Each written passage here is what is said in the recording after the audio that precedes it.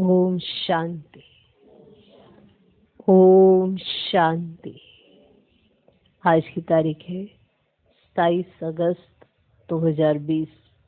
साकार महावाक्य। बाबा कहते, मीठे बच्चे, बाप आए हैं इस वैशाल्य को शिवाल्य बनाने।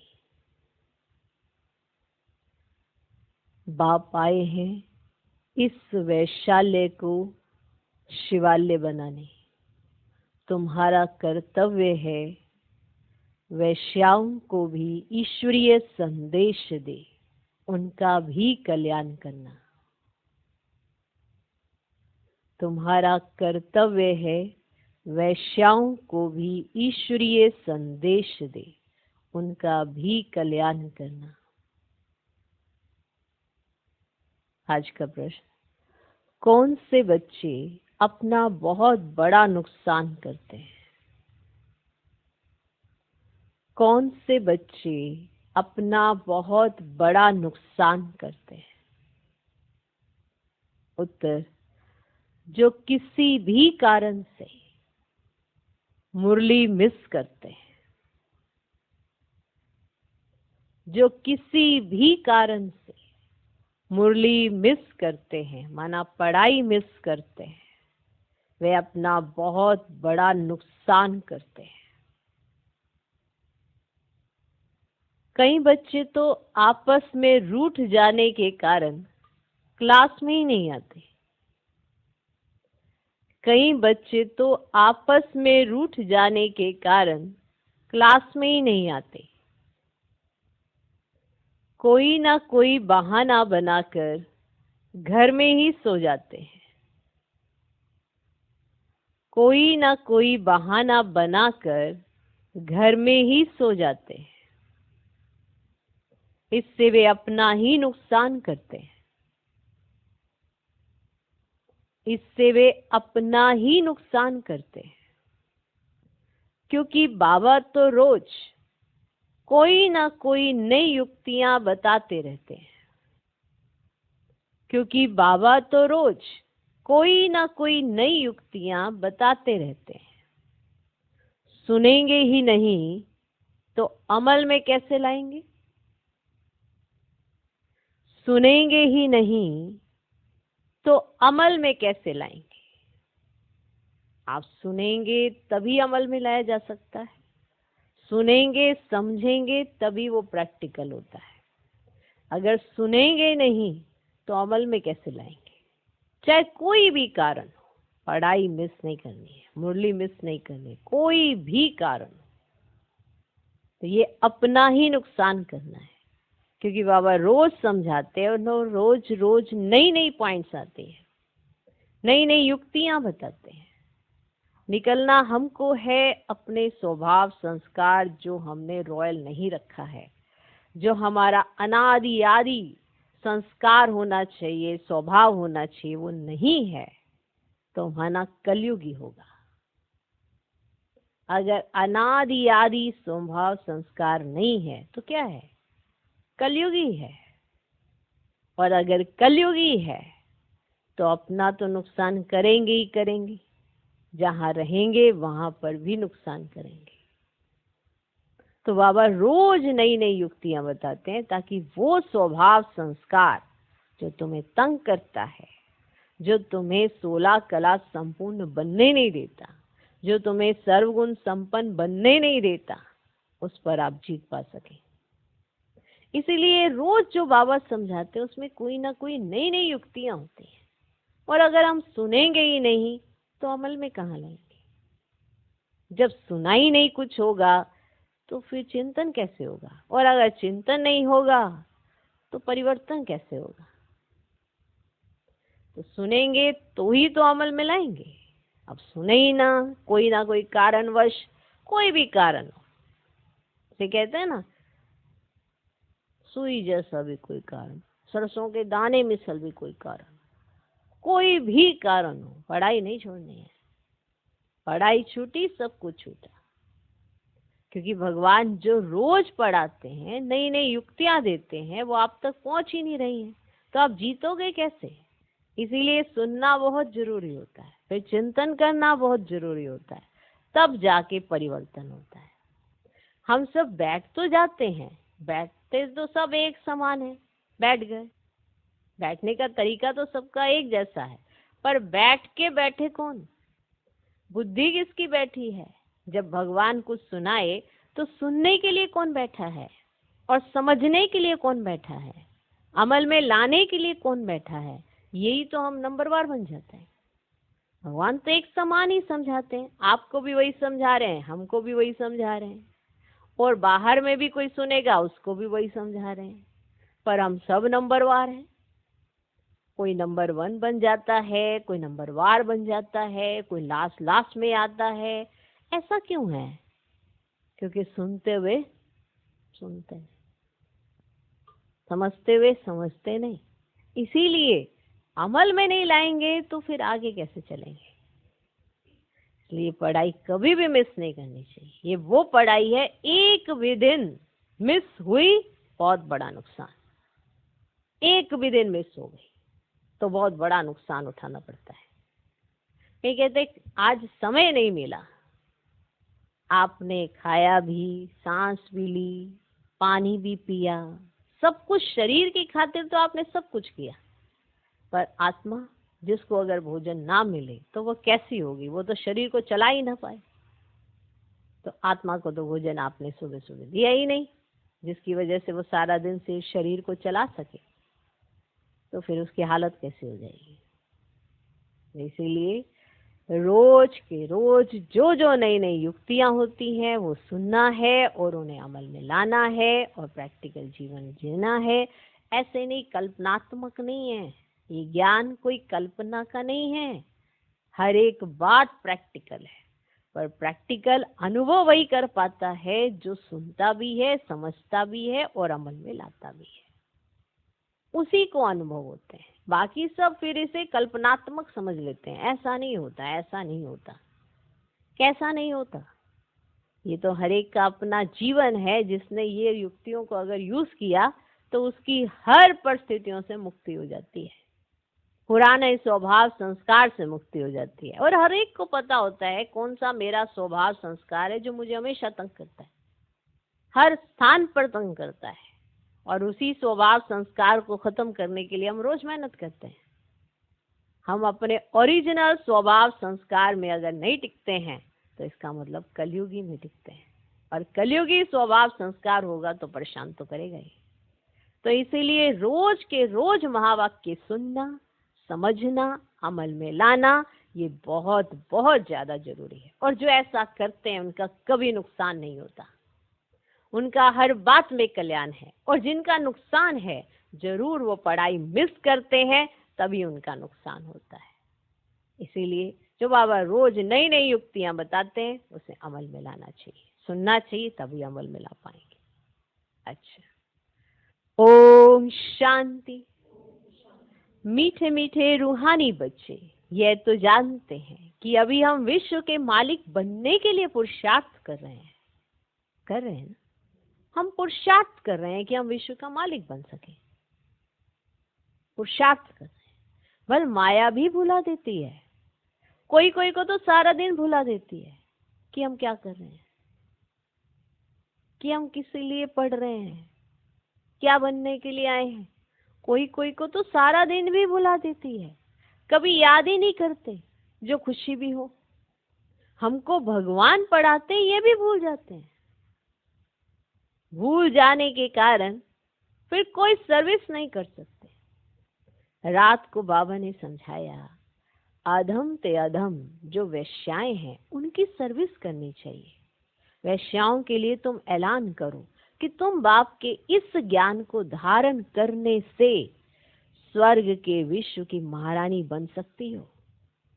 साहूकार लोग नहीं बन सकते, तुम बन सकती हो अगर तुम ये जान जाओ कि कौन आया हुआ है। जो पढ़ते हैं, पढ़े लिखे हैं, वे प्रबंध करेंगे उनको ज्ञान देने का, तो बेचारी बहुत खुश होंगी, क्योंकि वे भी अबलाएं हैं, उनको तुम समझा सकते हो।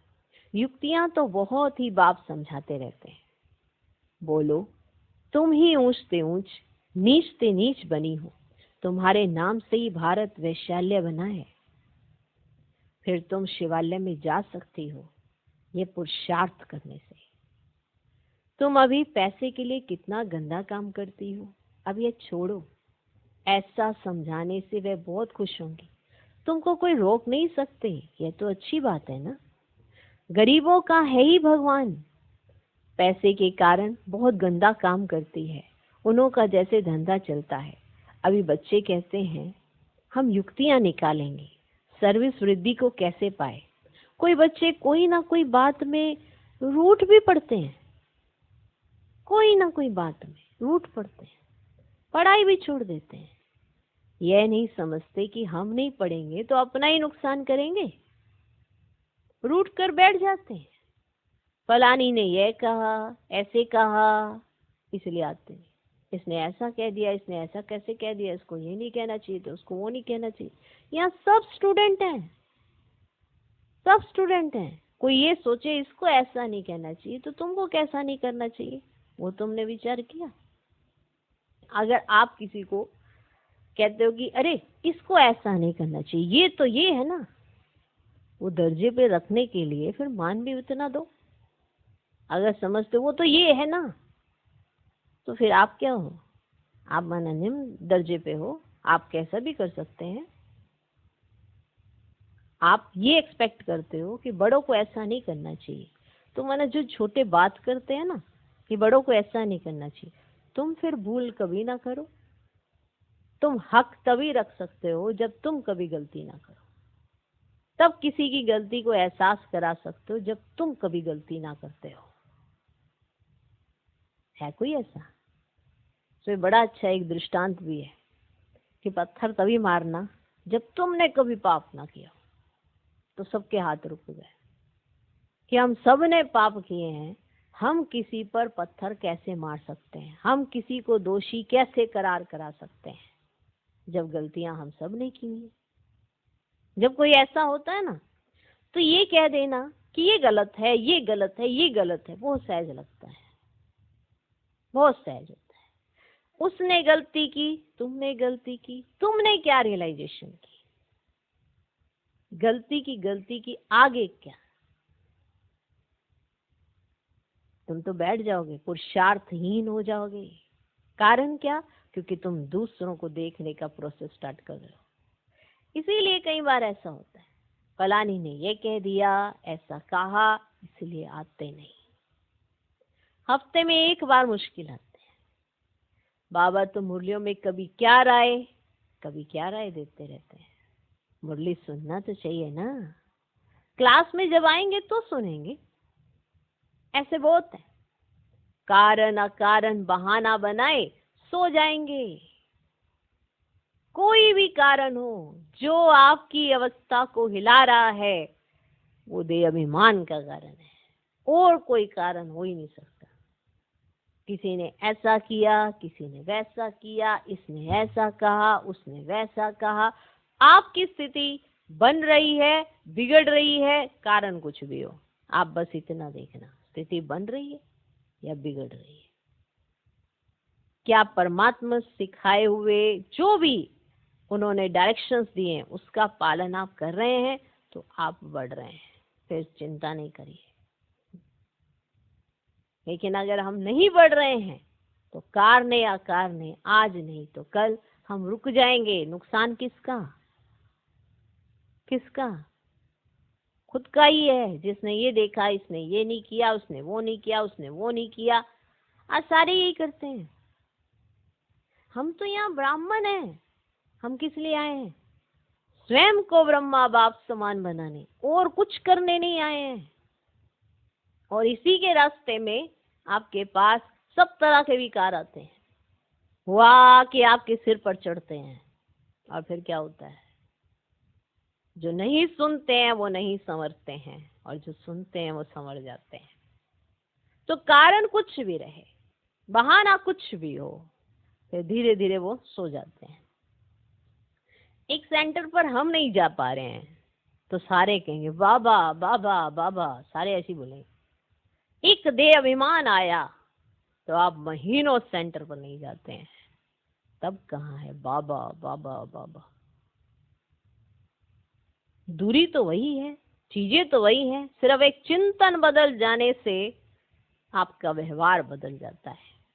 तो इसलिए चिंतन कभी ना बदलो, कारने अकारने कभी ऐसे ना बनो कि आप कहीं सो जाओ। ये सो जाना कोई प्रैक्टिकल वो वाला सो जाना नहीं है कि आपको नींद आई और आप सो गए। ये सो जाना माने ज्ञान से सो गए, ज्ञान अंदर ही नहीं जाएगा। समझाया सबको जाता है, पर कोई सुन लेता है, कोई समझ लेता है और कोई अमल में ले आता है, कोई उसको दूसरी तरीके से ले जाता है, देहाभिमान में ले जाता है। निर्णय फिर भी हर एक का अपना है कि उसे अपना परिवर्तन कैसे करना है। तो कारने अकारने बहाना बनाए सो जाएंगे। अच्छा, आज नहीं जाते हैं। अरे बाबा ऐसी अच्छी अच्छी पॉइंट सुनाते हैं, सर्विस करेंगे तो उच्च पद भी पाएंगे। ये तो है पढ़ाई। बनारस हिंदू यूनिवर्सिटी आदि में शास्त्र बहुत पढ़ते हैं, दूसरा कोई धंधा नहीं होगा तो बस शास्त्र कंठ कर सत्संग शुरू कर देते हैं। उनमें उद्देश्य आदि तो कुछ है नहीं। इस पढ़ाई से तो सबका बेड़ा पार होता है। तो तुम बच्चों को ऐसे ऐसे अधम की सर्विस करनी है। साहूकार लोग जब देखेंगे यहाँ ऐसे ऐसे आते हैं तो उनके आने की दिल नहीं होगी। कहेंगे यहाँ पे ऐसे लोग आते हैं जो ऐसा कर्म करते हैं, ऐसे लोगों को ये बुलाते हैं। जो इस तरह के भाव से देखता है वो अपने आप से पूछे कि वो क्या कर्म करता है। यही तो सारा खेल है, देहाभिमान है ना। ये यज्ञ है, हर एक के लिए है, हर एक के लिए। कहीं अपने जीवन का परिवर्तन करना चाहते हैं तो उन्हें चांस नहीं मिलता, लेकिन जब चांस दिया जाता है तो ऐसे जो साहूकार लोग होते हैं जिनको ऐसा लगता है कि हम तो बहुत ही आलीशान है, हमारा तो स्वभाव संस्कार बड़ा अच्छा है, तो वो दूसरों को निम्न दर्जे का समझते हैं। तो वो जब देखते हैं अरे ये यहाँ आते हैं।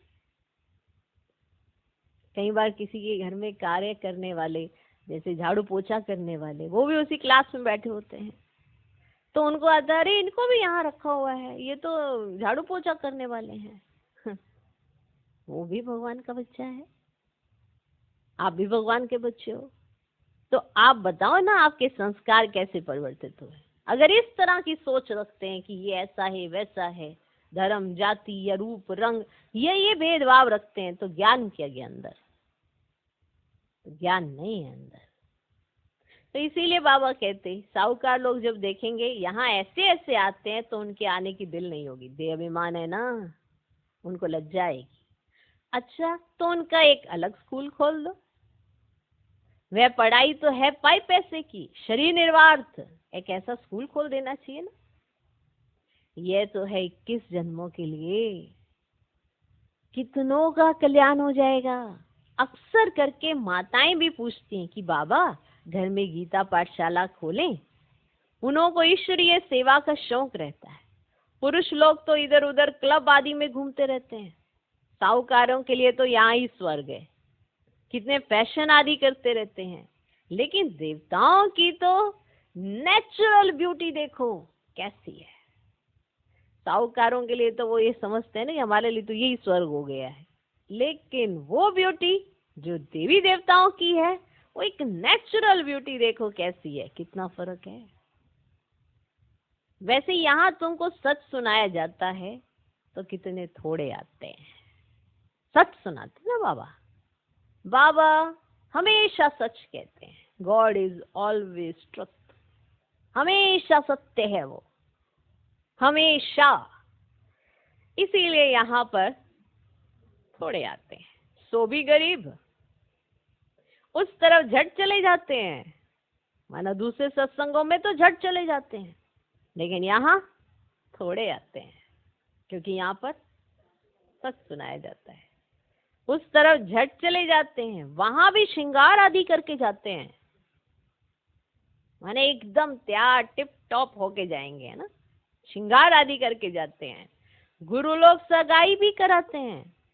यहाँ किसकी सगाई कराई जाती है तो भी बचाने के लिए, काम चिता पर चढ़ने से बच जाए, ज्ञान चिता पर बैठ पदम भाग्यशाली बन जाए।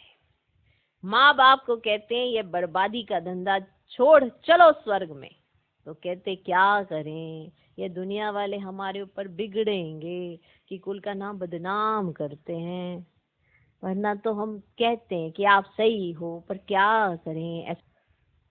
अब शादी ना कराना कायदे के बरखिलाफ है, सारे समाज वाले हमें क्या कहेंगे। तो शादी ना कराना कायदे के बरखिलाफ ऐसा समझते हैं लोग, लाज कुल की मर्यादा छोड़ते नहीं है। भक्ति मार्ग में गाते हैं, मेरा तो एक दूसरा ना कोई। मीरा के भी गीत हैं, फीमेल्स में नंबर 1 भक्तिन मीरा, और मेल्स में नारद गाया हुआ है। नारद की भी कहानी है ना। तुमको कोई नया आदमी कहे मैं लक्ष्मी को वर सकता हूं, तो बोलो अपने को देखो लायक हो, अपने को देखो लायक हो, पवित्र सरगुण संपन्न 16 कला संपूर्ण हो। ये तो विकारी पतित दुनिया है, बाप आए हैं उनसे निकाल पावन बनाने। पावन बनो तब तो लक्ष्मी को वरने के लायक बन सकेंगे। यहाँ बाबा के पास आते हैं, प्रतिज्ञा करते, फिर घर में जाकर विकार में गिरते हैं। ऐसे ऐसे समाचार आते हैं। बाबा कहते हैं ऐसे ऐसे को जो ब्राह्मणी ले आती है उनके ऊपर भी असर पड़ जाता है। इंद्र सभा की कहानी भी है ना, तो ले आने वाले पर भी दंड पड़ जाता है। बाबा ब्राह्मणियों को हमेशा कहते हैं कच्चे कच्चे को मत ले आओ, तुम्हारी अवस्था भी गिर पड़ेगी, क्योंकि बेकायदे ले आए। वास्तव में ब्राह्मणी बनना है वो सहज, 10-15 दिन में बन सकती है। बाबा किसको भी समझाने की बहुत सहज युक्ति बताते हैं। तुम भारतवासी आदि सनातन देवी देवता धर्म के थे, स्वर्गवासी थे, अब नरकवासी हो, फिर स्वर्गवासी बनना है तो यह विकार छोड़ो, सिर्फ बाप को याद करो तो विक्रम विनाश हो जाए। कितना सहज है, परंतु कोई बिल्कुल समझते नहीं है। खुद ही नहीं समझते तो औरों को क्या समझाएंगे। वानप्रस्थ अवस्था में भी मोह की रग जाती रहती है। वानप्रस्थ अवस्था में सबसे ज्यादा तंग करता है कौन सा विकार? मोह। मोह की रग जाती रहती है। आजकल वानप्रस्थ अवस्था में इतने नहीं जाते हैं, तमो प्रधान है ना, यहाँ ही फंसे रहते हैं। आगे वानप्रस्थियों के बड़े बड़े आश्रम थे, आजकल इतने नहीं है। 80-90 वर्ष के हो जाते तो भी घर को नहीं छोड़ते, माना इतना मोह लटका रहता है घर के अंदर कि छोड़ते नहीं है बुद्धि से। समझते ही नहीं कि वाणी से परे जाना है, अब ईश्वर को याद करना है, भगवान कौन है ये सब नहीं जानते।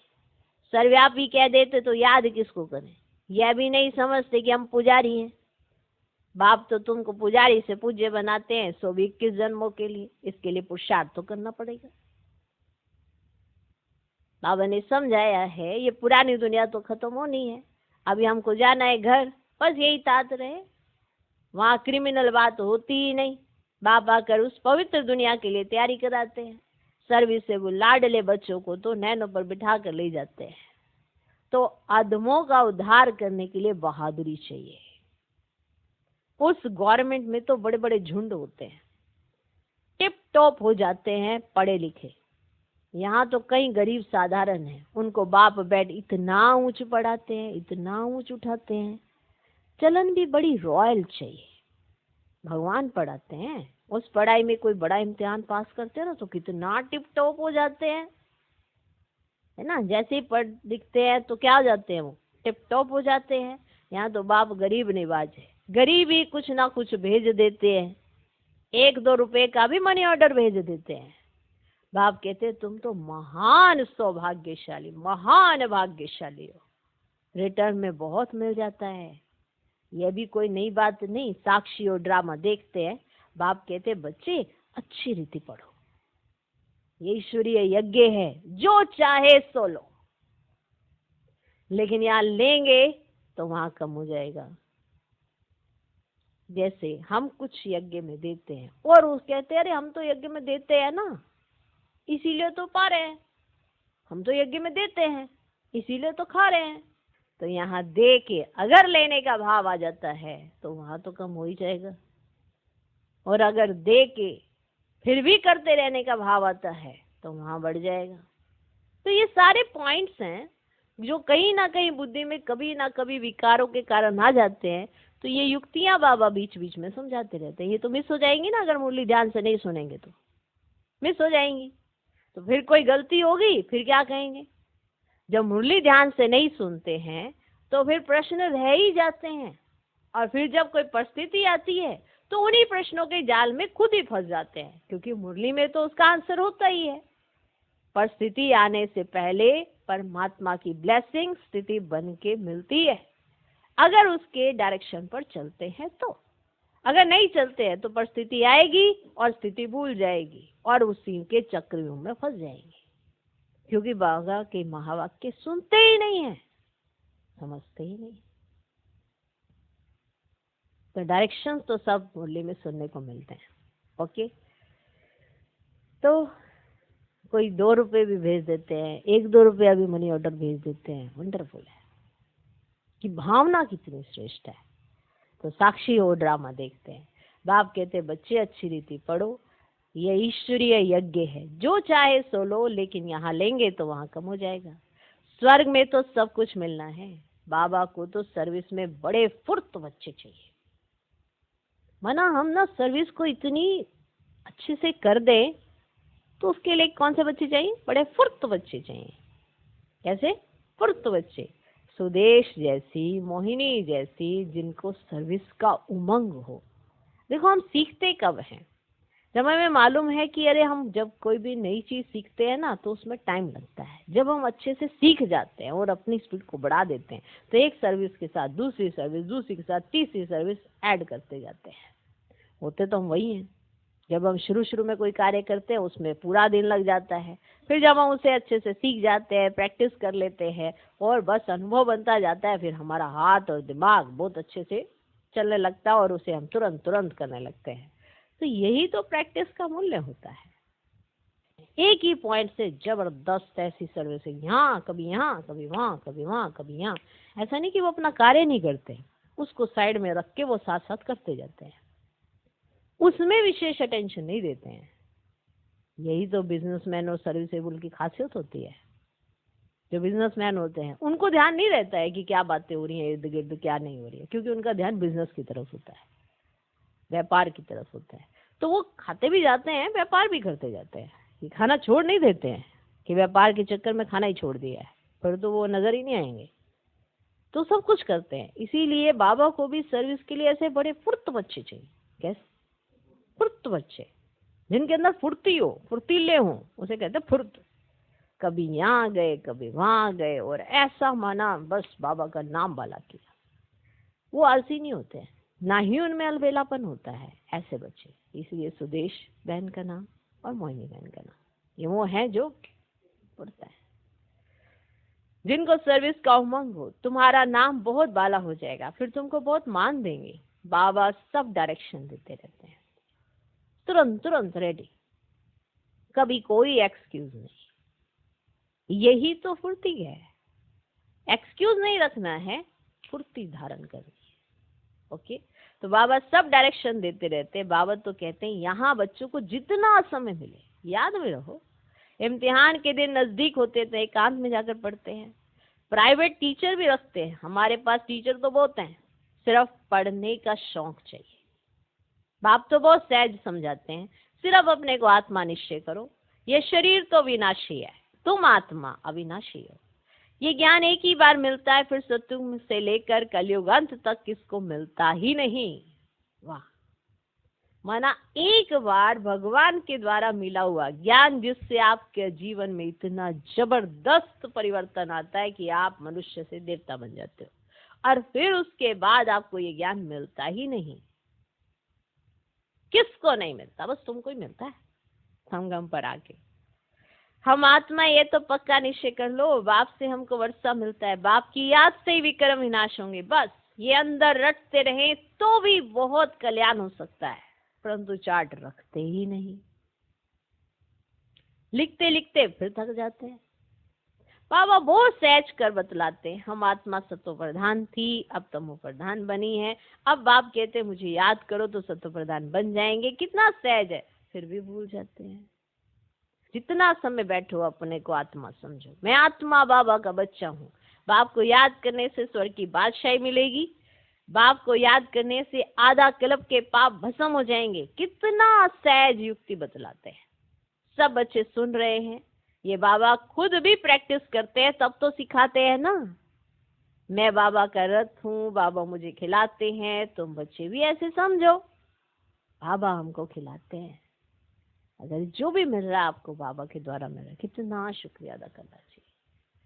तुम बच्चे भी ऐसे समझो, शिव बाबा को याद करते रहो तो कितना फायदा हो जाए, परंतु भूल जाते हैं। बहुत सहज है। धंधे में कोई ग्राहक नहीं है तो याद में बैठ जाओ, मैं आत्मा हूँ, बाबा को याद करना है। बीमारी में भी याद कर सकते हो, मांदेली हो तो वहां बैठ तुम याद करती रहो तो 10-20 वर्ष वालों से भी ऊंच पद पा सकती हो, जो 20 वर्ष से ज्ञान में चल रहे हैं। लेकिन तुम मांदेली हो और तुम्हारी याद इतनी अच्छी है कि तुम उनसे भी अधिक उच्च पद पा सकती हो। अच्छा, मीठे मीठे सिकिलते बच्चों प्रति माता पिता बाप दादा का याद प्यारो गुड मॉर्निंग। रूहानी बाप की रूहानी बच्चों को नमस्ते। हम रूहानी बच्चों की भी रूहानी बाप को नमस्ते नमस्ते नमस्ते। Good morning good morning good morning. धारणा के लिए मुख्य सर पहला पॉइंट, सर्विस में बहुत बहुत फुर्त बनना है। जितना समय मिले एकांत में बैठ बाप को याद करना है। जितना समय मिले एकांत में बैठ बाप को याद करना है। पढ़ाई का शौक रखना है, पढ़ाई से रूठना नहीं है। दूसरा पॉइंट, अपनी चलन बहुत बहुत रॉयल रखनी है। तो अपनी चलन बहुत बहुत रॉयल रखनी है। बस अब घर जाना है, पुरानी दुनिया खत्म होनी है, इसलिए मोह की रगे तोड़ देनी है। क्या करनी है? तोड़ देनी है। वानप्रस्थ अवस्था में रहने का अभ्यास करना है। अधमों का भी उद्धार करने की सेवा करनी है। आज का वरदान, ब्रह्मा बाप समान महात्याग से महान भाग्य बनाने वाले। वाह! ब्रह्मा बाप समान महात्याग से महान भाग्य बनाने वाले नंबर 1 फरिश्ता सो विश्व महाराज अनुभव। ब्रह्मा बाप समान महात्याग से महान भाग्य बनाने वाले नंबर 1 फरिश्ता सो विश्व महाराजन भव। नंबर 1 फरिश्ता सो विश्व महाराजन बनने का वरदान उन्हीं बच्चों को प्राप्त होता है जो ब्रह्मा बाप के हर कर्म रूपी कदम के पीछे कदम उठाने वाले हैं, जिनका मन बुद्धि साकार में सदा बाप के आगे समर्पित है। जबरदस्त! जिनका मन बुद्धि साकार में सदा बाप के आगे समर्पित है। जैसे ब्रह्मा बाप ने इसी महात्याग से महान भाग्य प्राप्त किया, अर्थात नंबर 1 संपूर्ण फरिश्ता और नंबर 1 विश्व महाराजन बने। ऐसे फॉलो फादर करने वाले बच्चे भी महान त्यागी व सर्वस्व त्यागी होंगे। महान त्यागी व सर्वस्व त्यागी होंगे। संस्कार रूप से भी विकारों के वंश का त्याग करेंगे। आज का स्लोगन, अभी सब आधार टूटने हैं। अगर आपने कोई भी आधार बना रखे हैं, किसी के साथ भी आधार बना रखे हैं, वो सब टूटने हैं। इसलिए एक बाप को अपना आधार बनाओ। अभी सब आधार टूटने हैं, इसलिए एक बाप को अपना आधार बनाओ। ओम शांति।